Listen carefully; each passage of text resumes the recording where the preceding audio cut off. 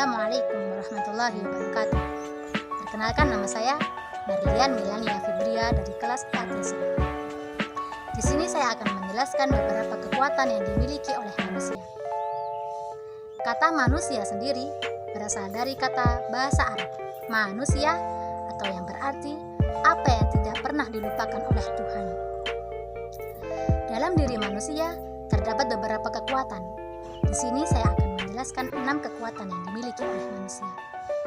Kekuatan yang pertama disebut dengan the power of learning, atau kekuatan belajar. Dengan membiasakan diri untuk terus giat dalam belajar, maka keinginan terbesar sekalipun yang dimiliki oleh manusia akan dapat tercapai. Dalam diri manusia terdapat 3 elemen. Yang pertama jasad, yang kedua nafsu, dan yang ketiga adalah ruh. Kekuatan yang kedua disebut dengan the power of self-discipline, atau kekuatan disiplin diri. Biasakan diri untuk terus belajar dan berlatih, karena kita adalah apa yang kita lakukan berulang-ulang. Selain itu juga, biasakan diri untuk menjadi seorang juara.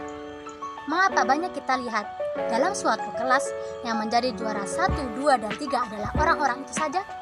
Karena dalam kesehariannya, mereka giat melatih diri untuk terus belajar, dan dalam diri mereka tertanam jiwa seorang juara. Kekuatan yang ketiga disebut dengan the power of survival, atau kekuatan bertahan hidup. Manusia merupakan makhluk yang paling tangguh yang pernah Allah ciptakan untuk menghadapi segala hal. Allah memerintahkan kita untuk terus berikhtiar, berusaha dalam bertahan hidup. Contohnya, ketika terdapat seseorang yang lapar, hendaknya ia segera mencari makan agar tidak semakin menderita dalam menahan rasa laparnya. Begitu juga ketika terdapat seseorang yang sakit, hendaknya dia segera mencari obat kepada ahlinya agar penyakit yang dideritanya tidak semakin parah. Allah menginginkan kita untuk menggapai keberuntungan dunia tanpa meninggalkan amalan untuk kehidupan yang lebih kekal, yakni kehidupan akhirat, dengan cara terus mendekatkan diri kepada Allah Subhanahu wa Ta'ala sebagai pemilik segalanya. Hendaknya kita berusaha yang dibarengi dengan tawakal kepada Allah Subhanahu wa Ta'ala. Niscaya kita akan seperti burung yang ketika keluar dari sangkarnya ia dalam keadaan lapar, namun ketika kembali ia dalam keadaan kenyang. Berusaha dan bertawakallah dengan tawakal yang benar.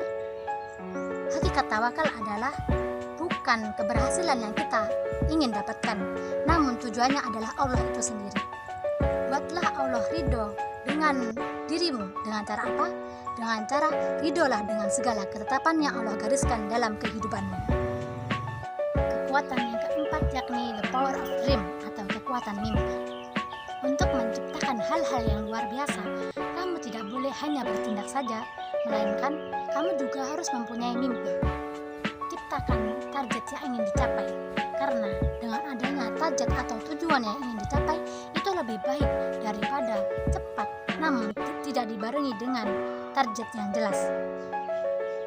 Setelah menciptakan mimpi dan target atau tujuan yang jelas, hendaknya kamu meyakini bahwa suatu saat nanti kamu akan dapat meraihnya tanpa kamu harus mendengarkan kata-kata orang yang merendahkanmu.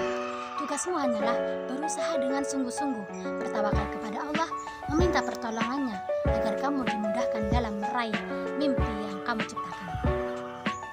Tidak perlu fokus kepada kata-kata orang yang tidak mendukungmu, karena jika kamu hanya fokus mendengarkan kata-kata mereka, maka kamu tidak akan dapat membuat dan mengambil keputusan untuk menjalani kehidupanmu sendiri. Kamu tidak boleh menjadi orang yang biasa-biasa saja, karena saat ini kamu hidup di negara yang luar biasa, yakni Indonesia. Kekuatan yang kelima adalah power of focus, atau kekuatan fokus.